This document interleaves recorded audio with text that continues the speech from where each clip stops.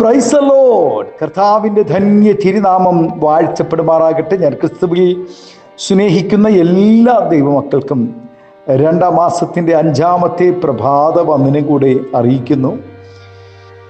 ലോകമെമ്പാടുമായിരുന്നു കൊണ്ട് ഈ പ്രഭാതവും ഈ വചന സന്ദേശം കേൾക്കുന്ന എല്ലാ ദൈവദാസന്മാർക്കും ദൈവദാസിമാർക്കും വാത്സല്യ കുഞ്ഞുങ്ങൾക്കും എൻ്റെ ഹൃദയത്തിൻ്റെ ആഴമേറിയ സ്നേഹത്തെയും വന്ദനത്തെയും നന്ദിയും ഒപ്പം പ്രാർത്ഥനയും അറിയിക്കുന്നു. പ്രാർത്ഥനയോടുകൂടി ഈ പ്രഭാതവും വചന സന്ദേശത്തിലേക്ക് നമുക്ക് പ്രവേശിക്കാം. സങ്കീർത്തനം 43 പറയുന്നു, എൻ്റെ ആത്മാവേ നീ വിഷാദിച്ച് ഉള്ളിൽ ഞരങ്ങുന്നത് എന്ത്? ദൈവത്തിൽ പ്രത്യാശ വയ്ക്കുക, അവൻ എൻ്റെ മുഖപ്രകാശക രക്ഷയും എൻ്റെ ദൈവവുമാകുന്നു എന്നിങ്ങനെ ഞാൻ ഇനിയും അവനെ സ്തുതിക്കും. ആശ നശിക്കുമ്പോഴാണല്ലോ നിരാശയുണ്ടാകുന്നത്. മനുഷ്യർ ജീവിക്കുന്നത് തന്നെ പ്രത്യാശയുള്ളത് കൊണ്ടാണ്. അടുത്ത പ്രഭാതത്തിൽ ഉണരുമെന്നുള്ള പ്രത്യാശയുള്ളത് കൊണ്ട് ഉറങ്ങുവാൻ കഴിയുന്നത് തന്നെ. അതുപോലെ പഠിക്കുന്ന കാര്യത്തിലായാലും കൃഷിയുടെ കാര്യത്തിലായാലും ഒരു ശുഭപ്രതീക്ഷ അവർക്കുണ്ട്. ജീവിക്കുന്നവർക്കെല്ലാം തന്നെ നാളെക്കുറിച്ച് ഒരു ശുഭാപ്തി വിശ്വാസമുണ്ട്. എന്നാൽ അതില്ലാതെ വരുമ്പോൾ മനുഷ്യർ വിഷാദരോഹിയായി മാറുന്നു. വിഷാദം കൂടി വരുന്നതിൻ്റെ ഫലമായി പലരും ആത്മഹത്യ ചെയ്യുന്നു. മറ്റു ചിലർ വിഷാദരോഹികളായി മാറുന്നു. വേറെ ചിലർ സ്വന്തം ദേശവും സാഹചര്യങ്ങളും വീടും വിട്ട് അലഞ്ഞു നടക്കുന്നു. നിരാശ മനുഷ്യരിൽ പലവിധ പ്രതികരണങ്ങൾ ഉളവാക്കുന്നു. മദ്യപാനത്തിനും മയക്കുമരുന്നിനും അടിമപ്പെടുന്ന പലരും തങ്ങളുടെ നിരാശയിൽ നിന്നുള്ള മോചനത്തിനും ആശ്വാസത്തിനുമായി കണ്ടെത്തിയ മാർഗമാണത്.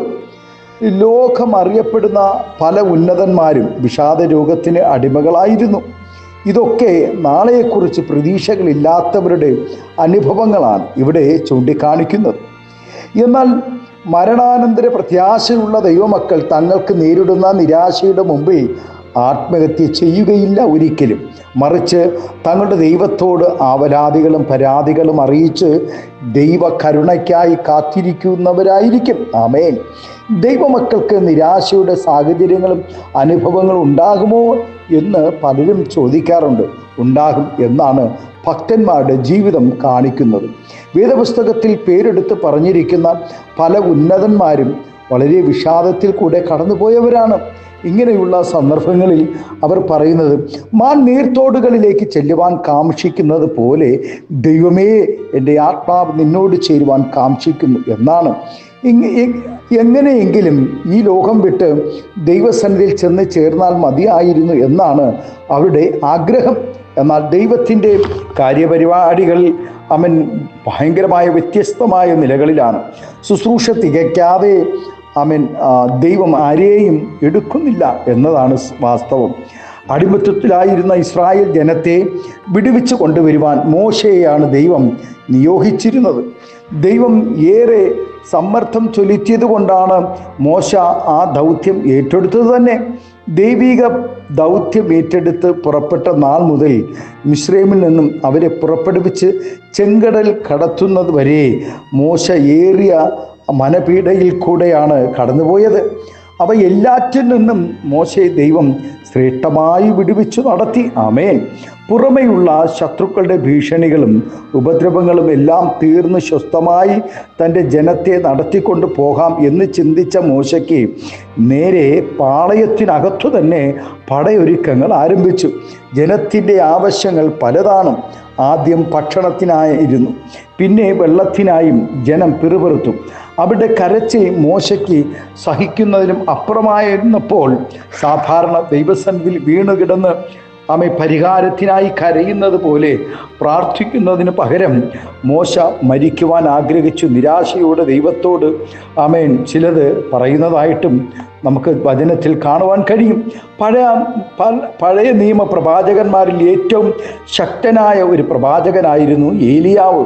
എന്നാൽ അദ്ദേഹവും വളരെ നിരാശനായി തീർന്ന് മരിക്കുവാൻ ആഗ്രഹിച്ച സന്ദർഭം ഉണ്ടായിട്ടുണ്ട്.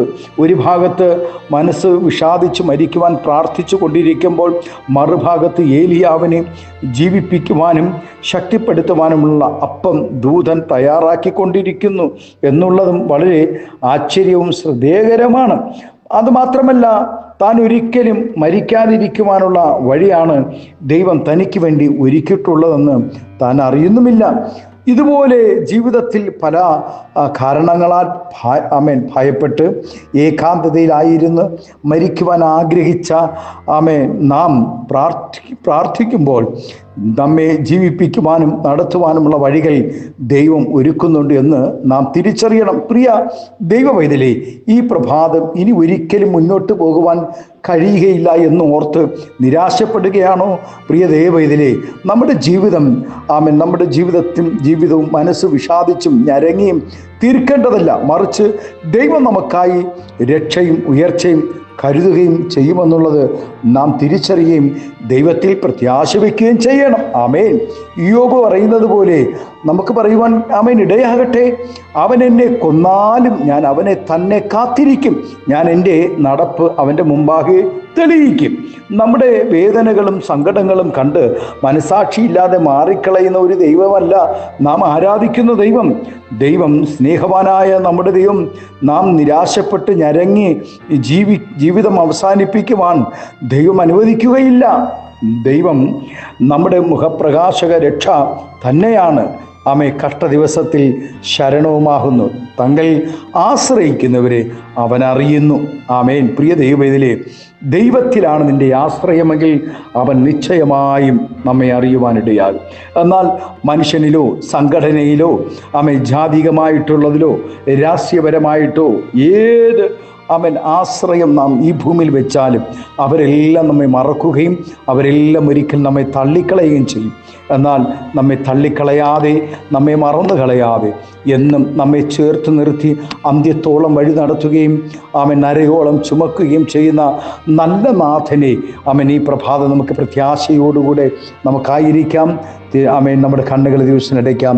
നമുക്ക് പ്രാർത്ഥിക്കാം. പരിശുദ്ധ പിതാവേ, സ്നേഹവാനായ ഞങ്ങളുടെ നല്ല ദൈവമേ, അനുഗ്രഹം പ്രശാന്തമായ നല്ല പ്രഭാതത്തിനായി നന്ദി പറയുന്നു. നാഥ, ഈ 5-ാമത്തെ പ്രഭാതവും കർത്താവ് ഈ മാസം ഞങ്ങൾക്ക് കാണുവാൻ ഞങ്ങളുടെ ആയുസ് തന്ന എല്ലാ ഭാഗ്യങ്ങൾക്കായി നന്ദിയോടെ ഞങ്ങൾ സ്തോത്രം ചെയ്യുന്നു. എൻ്റെ ആത്മാവെ നീ വിഷാദിച്ചുള്ളിൽ ഞരങ്ങുന്നതെന്ത് കർത്താവെ? പലവിധമായ നിരാശകൾ കർത്താവെ, സ്തോത്രം, ആവശ്യങ്ങളുടെ നടുവിൽ രോഗബലഹീനതയുടെ നടുവിൽ കർത്താവെ, ബാധ്യതകളുടെ നടുവിൽ ഞരങ്ങുമ്പോൾ കർത്താവെ, അങ്ങിൽ പ്രത്യാശ വച്ചിരിക്കുന്ന ദൈവദാസന്മാരെ വാത്സല്യ കുഞ്ഞുങ്ങളെ എൻ്റെ ദൈവം ആവശ്യങ്ങൾ അറിഞ്ഞ് മാനിച്ചാതിരിക്കണമേ എന്ന് പ്രാർത്ഥിക്കും. ഈ പ്രഭാതം ദൈവത്തിൻ്റെ സ്തോത്രം കരുണയും പ്രത്യാശയും എല്ലാവരുടെ മേലും പകരണമെന്ന് പ്രാർത്ഥിക്കുന്നു. അനുഗ്രഹിച്ച് പ്രാർത്ഥിക്കുന്നു. പിതാവിൻ്റെയും പുത്രൻ്റെയും പരിശുദ്ധാത്മാവിൻ്റെ നാമത്തിൽ എല്ലാ നന്മകൾക്കായി സ്തോത്രം. എല്ലാവിധമായ അനുഗ്രഹങ്ങൾ പകരും. മഹത്വം പങ്കെടുക്കണമേ. യേശുവിൻ്റെ നാമത്തിൽ കൃപയോടെ പ്രാർത്ഥന കേൾക്കണമേ. സ്വർഗീയ നല്ല പിതാവേ. ആമേൻ, ആമേൻ. Thank you. God bless you. ദൈവം ഈ പ്രഭാതം എല്ലാവരെയും ധാരാളമായി അനുഗ്രഹിക്കട്ടെ. Thank U.